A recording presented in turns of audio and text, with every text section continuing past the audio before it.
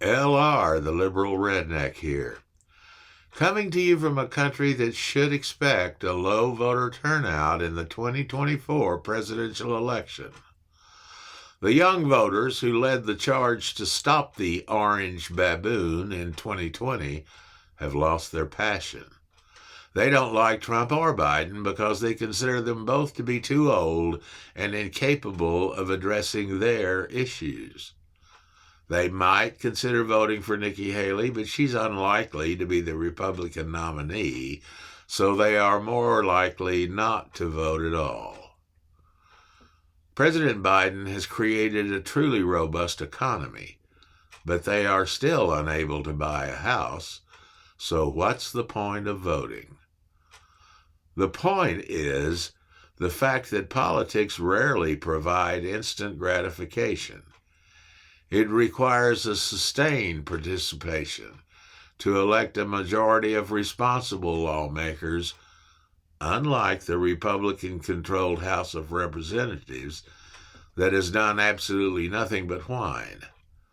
They claim the border problem is insufferable, but they are unwilling to do anything about it because that orange baboon told them not to because it would help President Biden in the election. In a particularly egregious statement, he had the audacity to claim that he was more popular than Taylor Swift, when in fact he would sell what little remains of his shriveled, pathetic soul to draw the crowds that she does, not only in America, but around the world. That brings up the unknown factor, which could turn around the younger voters' lethargy, tabbed by the media as the Taylor Swift effect.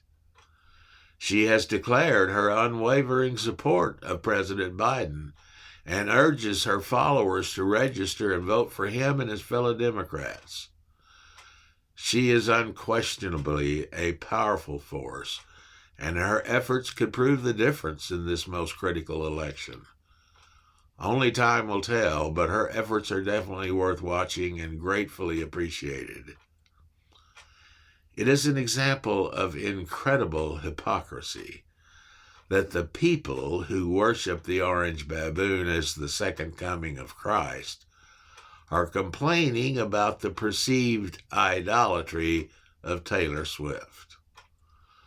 One look at him, and anyone with even half a brain knows instantly that he's an asshole of the highest degree. He possesses not a shred of humanity. His world begins and ends with nothing but his own personal desires. He told the people of Iowa to brace the bitter cold and vote for him because it would be worth it even if they died.